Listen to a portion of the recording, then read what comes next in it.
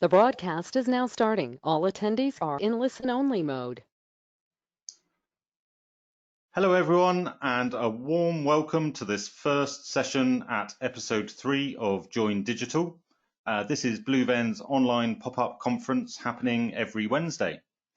If this is your first time at Join Digital, then without giving too much of a recap on previous weeks, I'd just like to say that we've already delivered 8 sessions over the last 2 weeks, where we've shared some new customer data excellence research. We provided a data maturity model, how to understand a marketing transformation project. We've had sessions on how to optimize customer journeys with machine learning. We introduced CDP powered email marketing. We've had interviews with David Raab, top 10 customer data platform FAQs, and lots more. So to access all of those recordings, we've put something on the slides here, so you can see at the bottom. At any point, you can access all of these recordings at bluevenn.com/join recordings. So back to this session, I'm delighted to welcome Paula Keogh and Matt Diamond from Venn for this first session. Their session is entitled Closed Loop Marketing and How to Optimize the Continuous Flow of Customer Data in Your Business. Just very quickly, if you have any questions during this live session, then you can type those into the questions box on the GoToWebinar technology, which you should be on screen. And we'll try to address as many as we can at the end. But right now, I'm going to hand over to Paula and Matt. So over to you guys. Thanks, Anthony. Hi, everyone. Thanks for joining today's session. So I wanted to really kick off today's webinar by posing 2 questions to get us going. And they are, what are we talking about when we say closed loop marketing? And how is closed loop marketing relevant to the optimization of data flows within an organization? So closed loop marketing is about addressing the inevitable what next question when we're managing campaigns and customer journeys. Every time we communicate with a customer or we uncover a hidden gem of insight from our data, we're always asking, what's next? And it's the constant repetition of this question that drives the need for businesses to optimize their use of data through technology to create a continuous feedback loop of data moving around the organization. And it's about being not only able to become customer-centric by placing the customer at the heart of what the business is doing, but by being able to learn and iterate from each and every interaction between the customer and the brand. It's all about using the insight and the knowledge gained through the analysis of data to drive activities and engagements as part of that closed loop process. So while we're going to be touching upon a few other topics such as customer centricity as well as closed loop marketing in this session, I think what both Paula and I wanted to show you today is how these and a couple of other topics as well overlap with the idea of data flowing around your organization. Yeah, absolutely agreed, Matt. Hi, everyone. Yeah, I mean, just going back on your initial point about closed loop marketing, I mean, it's basically these couple of things, isn't it? It's getting businesses to be more customer centric, and then secondly, asking these what next type questions when they're working with their data, right? Exactly, Paula. Okay. I suppose also at the same time, though, they're going to need to make sure that this approach is designed to make them, be properly omnichannel with everything they do. So for that, we're going to need clean data. We'll need to be able to trust that data, of course, and we'll need to have a closed loop system that allows people to put that customer at the middle of everything they're doing, which sounds pretty easy, but no one's going to be starting with a blank sheet of paper here, are they? So doing it this way is probably one of the only routes to true omni-channel approach to marketing, isn't it? No, definitely. I think that's definitely sort of something that we're going to be covering as we go through today. But I think before we start to talk about optimizing data flows and sort of looking at this in some more detail, I think it's going to be good to look at a couple of businesses who were, I think it's fair to say, they were born customer-centric. I mean, both Amazon, Netflix, the 2 great examples of organizations that have been designed from the outset to focus on the customer and the customer's needs. Yeah, exactly. And I know both of these businesses get used a lot as examples by everyone who's looking to talk about a customer-centric organization, but they're just such good examples of businesses who have nailed customer centricity since their inception. I was thinking about this, even trying to get a screenshot of the Netflix homepage. I reminded myself really quickly that actually there's no such thing, because that's so baked in is all of that hyper-personalization. No, absolutely. I mean, everyone's Netflix homepage is going to look completely different. It's like you say, it's very difficult to get that sort of overview of what the homepage is, because there isn't really a homepage, so to speak. But I think the sort of the key point here then, if you agree, Paula, is that both businesses, Amazon and Netflix, they really look to sort of provide content, products, services, and it's all about the experiences that deliver what the customer's looking for, whether that's a new series based upon the analysis of their data or a more sort of streamlined checkout process in the app. It's all about the customer. But I think it's also worth pointing out as well that customer centricity, it really does take a couple of different forms. I mean, that could be the adoption of specific technologies, it could be certain types of marketing engagement, it could be the actual relationship between the customer and the brand or the business. But all of these different manifestations of customer centricity are really underpinned by one thing, and that's, realistically speaking, it's data. And I think it's fair to say that if the data is not flowing around the business and ending up in the right systems and in the hands of the right teams, then it's actually pretty hard to make that sort of leap forward into that sort of customer-centric realm. Yeah, it really is a challenge. I think in my experience, it's hard for those brands who historically weren't originally designed to be that hyper customer centric, and it's quite hard for them to make that pivot then potentially. I mean, that could be because they've got legacy systems, or they've just got, a difficult culture change, or lots of other things, obviously. But I mean, it's important to say no brand is trying not to be customer centric, obviously. So I suppose it's worth pointing out what do we really mean by that? And actually, we found a really good Forbes article that was written last summer, and it was literally about 100 most customer-centric companies, and all the usual suspects were on that list. But it was interesting because Forbes said brands that have superior customer experience bring in 5.7 times more revenue than their competitors. So everyone's got something, but how are you going to be a leader in your field? And like you say, Matt, data and data flowing in all the right places is probably one of the best ways to get those marginal gains. I'd absolutely agree.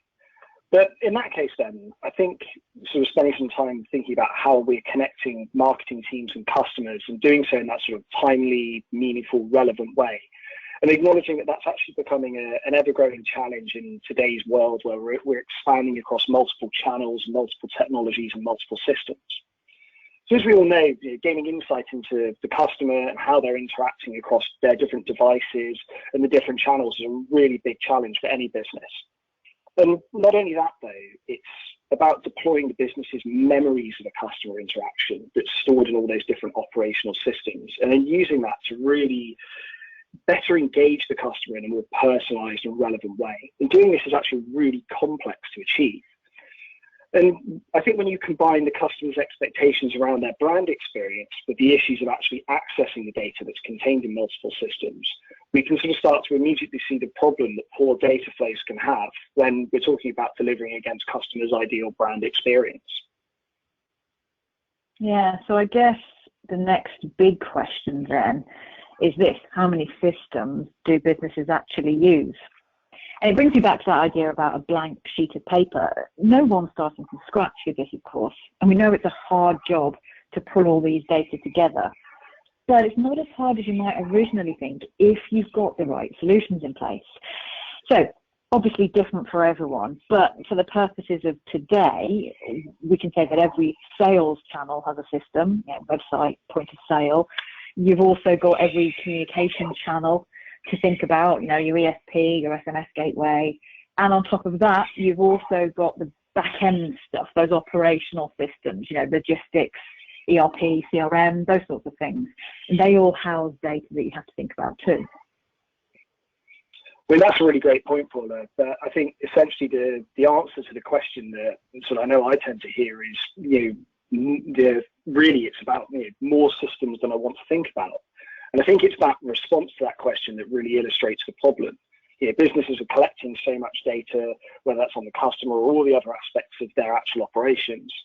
But in reality, though, it's really, in our experience, only about 10% of the business's data wealth, so to speak, that's ever actually used to really inform marketing and what they're actually doing.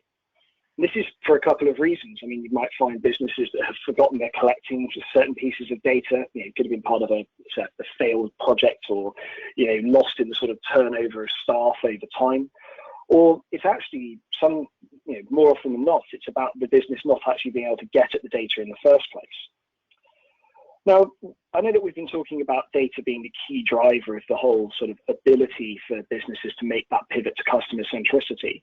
While it may not be technology itself that causes the issues around data, it provides us with a really illustrative way when we actually evaluate a business's technology stack that showcases that siloing of data in a really sort of simple way.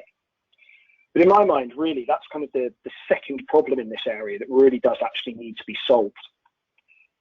So, like I say, as we've just been sort of discussing then, customers interact with businesses in lots of different ways, online, offline, lots of different channels. And all of these channels then are pushing data into different operational systems that, just by the nature of things, don't actually communicate with one another. They're storing data in different ways that's most appropriate for those systems and those channels. And then what this really does is it creates those silos, and it prevents marketers and other business users actually understanding who the customer is behind those different nuggets of data spread across all of those different systems. So really then, it's all about the ability to connect data from the different systems, the different sources, use the most appropriate method of doing that as well, and being able to actually centralize all of this information, all of this data into a central location. I think it's really that centralization that paves the way for the next stages of sort of data flow optimization that we're going to be talking about. Yeah, we've got a lot of real life examples, of course, for a lot of different markets that I think it's worth pausing to have a think about now. Because, for example, at Blue Venn, we've worked with an automotive distributor where our initial conversations were all about unifying data from across their business and from all of their franchise partners as well. So before we got involved, marketing was managed by each franchise themselves and was kind of siloed across each one of those different bits. So this meant that there wasn't really a centralized data sharing area. Customers and prospects tended to get conflicting messages because no one had that single view across everything. So they fixed their data flow issues, and they did that by putting that single customer view at the center of what they were doing. And they did see some benefits straight away, not only in terms of actual sales, things like test drive, take up really increased, things like that, but also their overall quality of the customer communications they were sending out. Another example in the retail space this time is an international multi-brand beauty company. They've got well over 20 sort of high-end and mid-range type beauty brands in their group. And they're using this closed-loop marketing approach specifically to pull together a number of ways to see their data, all obviously taken from that single customer view.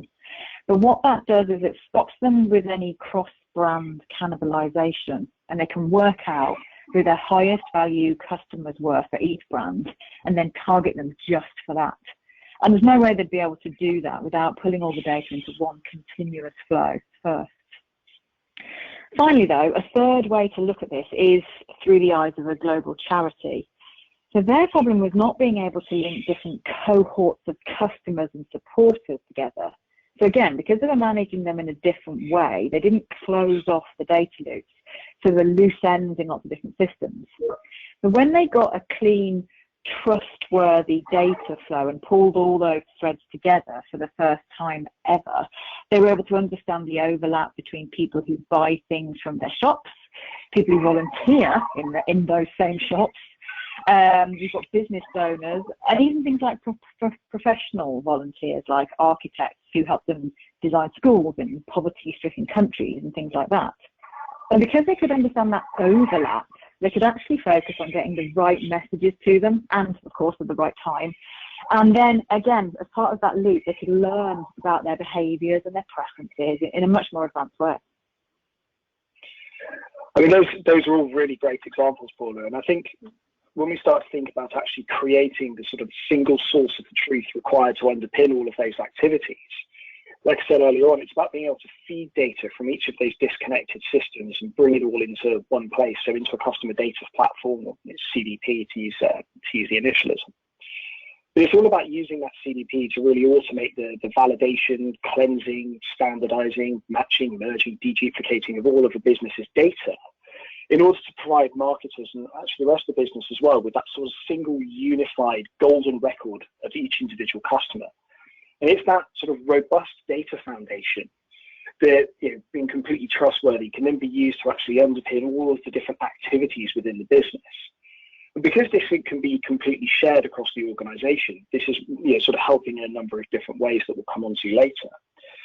But also, because this data foundation is providing all of the traceability and the transparency at every step of the process, many CDPs are also then providing easy access for data compliance reports, for example, for all of those different data access rights stipulated by sort of GDPR, CCPA, etc., and doing away with the need for all of the sort of time-consuming manual processes around sort of serving those different data access rights as well. But I think as a quick aside, I think it's probably worth taking a quick look upon what we're talking about when we talk about the difference between, you've mentioned single customer view, Paul, and I've been talking a little bit about CDPs and customer data platforms and sort of how they relate to one another. I mean, in short, what really CDP is all about that sort of risk mitigating, governance enforcing, totally traceable, automated processes that data goes through to create a single customer view. And it's that single customer view that contains the golden record for each and every individual customer. So in other words, the CDP is the set of processes that are completely automated that the data goes through. And the SCV, or the single customer view, is the output of those processes. But because the CDP actually has all of these processes that are ensuring all the persistency and accuracy of the data, it also has the ability to create multiple views of customer data as well, depending upon the needs of the business. That could be different marketing teams across different brands. That could be passing clean data back to different systems, like a CRM system, for example. It's all about being able to leverage the data across the business. But I think once we've actually got this view, though, it's about then being able to actually say, well, we want to do something else with it as well. We want to be able to actually enhance that. We want to add in things like socio-demographic information or B2B space firmographic information. It can be from different third-party data providers. Even if you've got bespoke market research that's been done, that can be added in. It's all about increasing the value of the first-party data that the business has and providing that enriched view up to the marketing team. But because this is a closed loop approach, we're only sort of halfway through. We're not just talking about providing a data foundation and then only sort of doing half of the job. What we're actually talking about here is then being able to take that enhanced golden record for each customer, present it to the different teams, marketing in this case, and marketers want to be able to get at that data. They want to be able to analyze it. They want to be able to iteratively play with that data and explore it. And being able to do this based upon data that's not had aggregation or summarization imposed upon it to save storage space or to meet some sort of technical need. Because these kind of things just strip out all the granularity and the sort of minute levels of detail that a lot of marketers look to use when they actually look to build out their reports or analysis and actually build up their insight into their customer base as well. I think as well, when we start to talk about things like reporting, there are so many business-specific reporting requirements to consider as well. But not only that, many businesses have invested significant sort of resources into reporting capabilities, whether that's sort of through BI and MI tools, whether that's Tableau, ClickView, Power BI, etc. And they've built sort of whole teams and business functions around these tools as well. But the key area to really think about here in my mind is the sharing of data and sort of harmonizing that data foundation across teams and tools and departments. And what I mean is that really it's the same data foundations being used for analysis and reporting, as well as to really drive actions and insights as part of the overall marketing strategy. And it's this shared foundation that removes all of the conversations around sort of data disparities and makes sure that everyone's actually aligned in terms of the data they're working on and the insights that they're seeing and the reporting and the metrics that they're surfacing up to the other parts of the business as well. I mean, Paula, was there anything else, I think, on the reporting point? Was there anything that you wanted to add at this stage? Yeah, I do like how if you've got a closed loop marketing tool, like a CDP, like you say, you can get all of these different views of your data, and you can see how effective the decisions you've made have actually been. It's sort of all in one place, and it's going to be suited to all different levels of the business, and that's what I hear quite a lot. Can I send this to my exec team? Can my MD see this? What does my CEO need? Depending on who's seeing it and when. So I really like that aspect. Yeah, I think we're hearing the same thing in sort of that respect then as well. So I think to move this on then from sort of reporting and analytics, I think we start to look at things sort of, it's the whole segmentation and targeting piece as well. I mean, this is sort of once we've taken all the data, we've actually derived insight into our customers, their behavior, their responses, and how they're engaging with our offers and the different strategies we're using to communicate with them. Yeah, it's all about how we use this as a basis for segmentation and targeting. Whether we want to just leverage marketers' own empirical knowledge or whether we want to involve things like machine learning and data science decisioning as part of that process as well. It's all about being able to construct sort of targets and segments that are as broad or as hyper-targeted as they need to be, and do that with as much or as little sort of human intervention and human input as required by the individual business as well. Yeah, okay. So let's take a minute then, building from that, and look at the importance of taking control of your customer insights then. Having a look at the White Company, for example, and they use the Blue Venn CDP. So they'd always use an agency for database management and audience selections, insights and things like that. And we see this quite a lot. You may be in a similar position where they struggle with the agency approach now that you're a larger company or you've got more brands than you had before, that sort of thing. And the White Company in particular had two main issues. Firstly, they weren't able to drill down and analyse what customers were doing themselves. They had to wait for the agency to do this for them, of course. And whilst they can be pretty speedy, it's not the same model as having a really easy view of your own data in your own hands. So those problems then meant if they had an inkling as to why they had a rise in sales of a particular product or something, they'd obviously have some emails back and forth with the agency, and then a few days later they'd get their stats proving that they were right or that they were wrong, and then only from then would they then want to figure out an appropriate campaign. And at the White Company, that process would take them a few weeks, in total. Second issue, though, was that they couldn't pull together last-minute campaigns. They couldn't do things as on the fly as they wanted to, and same for insights. So they worked quite reactively as a result, rather than being as proactive as they wanted to be. And that's a fairly standard issue if you're relying on an external team for your insights. So what they did a few years ago, after a period of sort of huge growth in their business, they decided to bring in an analytics solution in-house so they could take control of all that insight. So what they were able to do was reduce that campaign time straight away from inception to execution from a couple of weeks to a couple of days. And I suppose as well as it being quicker, it is worth mentioning as well that they actually had more to play with in terms of insight. So for the first time ever, really, they had things like geographical data, things like that they'd never really been able to easily ask of their data before. And it is worth pointing out that they didn't need to employ a data scientist to get there.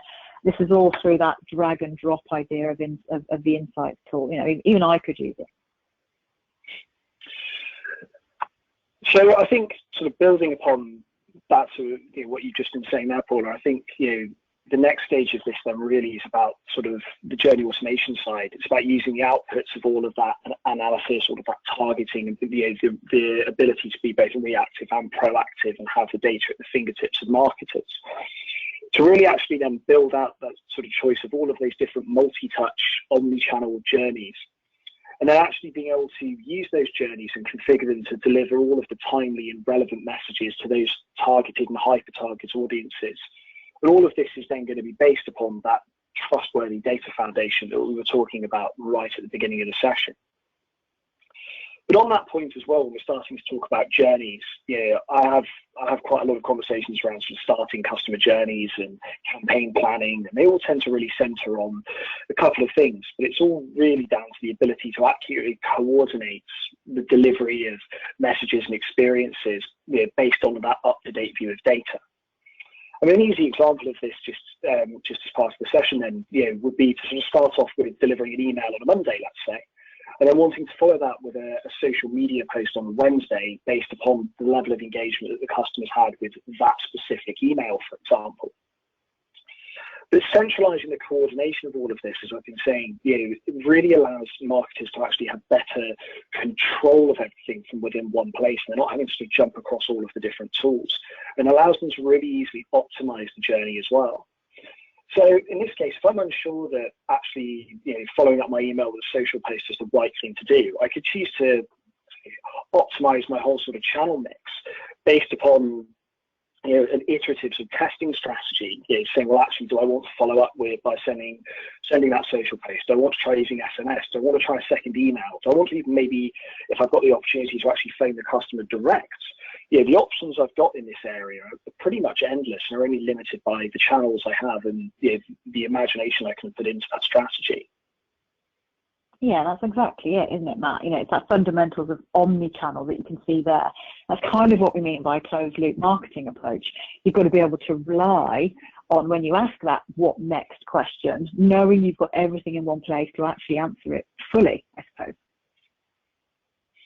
No, absolutely. I think that's, like you say, answering fully is the real sort of key thing here.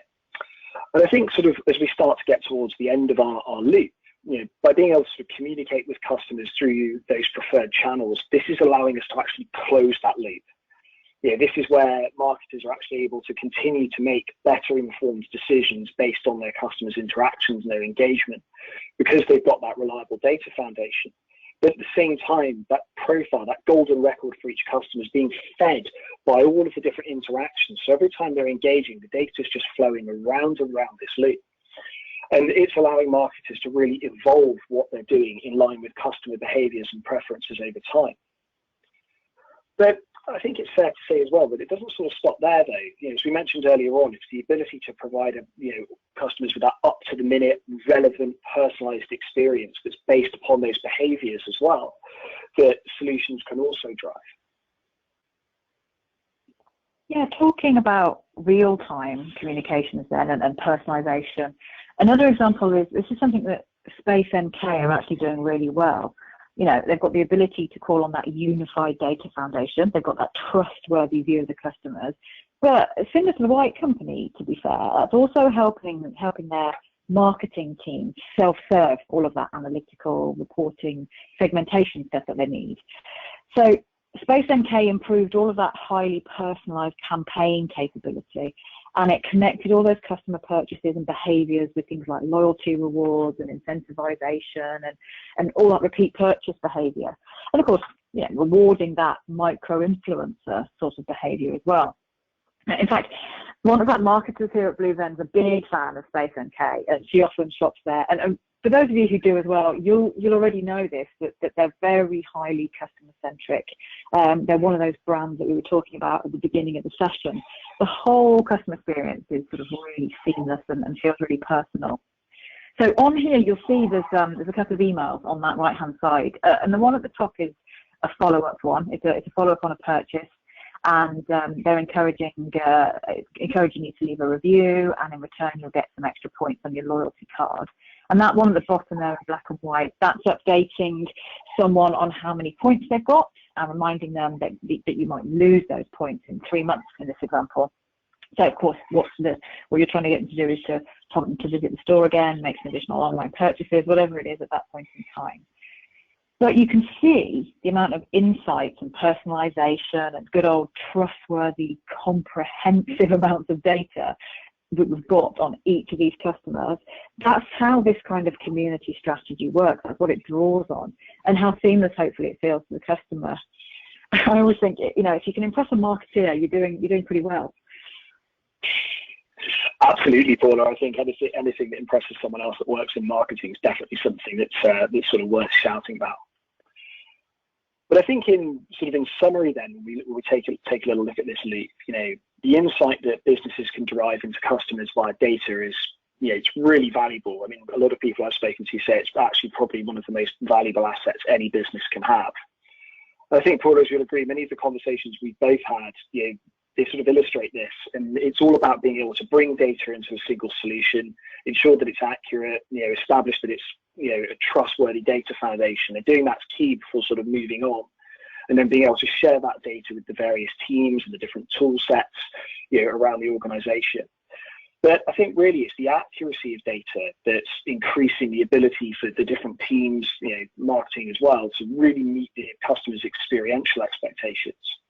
But it's also the ability to remove those data silos, put data into the hands of teams like marketing teams who are often prevented from actually leveraging the full breadth of businesses' data, and really empowering them to sort of cater for those needs of the customer, but also being able to actually leverage that truly closed-loop marketing approach. Ensuring the sort of the accuracy, the timeliness, the relevance, of all of the different touch points on all of the different channels.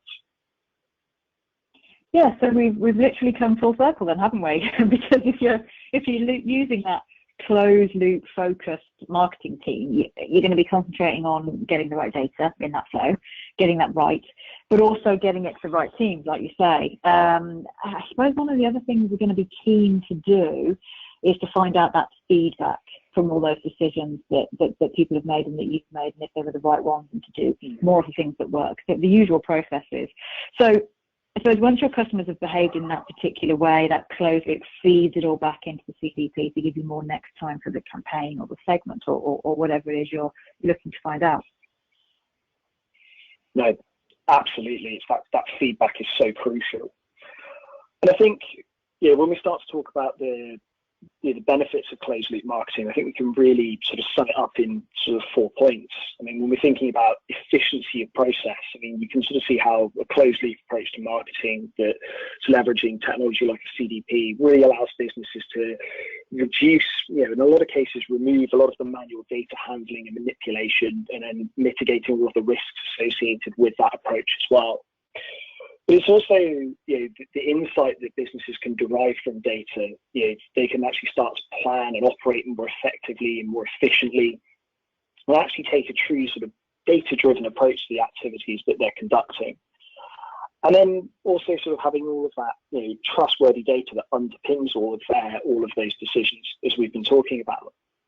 And I think finally as well, it's the ability to operate based on that accurate data foundation, and then use that data foundation alongside the observations from the analysis of that data to really iterate the whole sort of performance of marketing and perpetuate that sort of evolutionary process of activities as you go through that sort of closed loop, and then close that loop off and just keep going around as part of that process.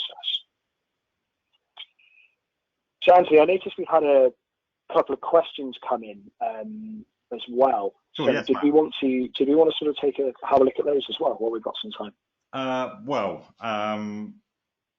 Thanks for that. I think we're going to have to skip the questions. Unfortunately, we've run out of time. What we'll do is we'll come back to you.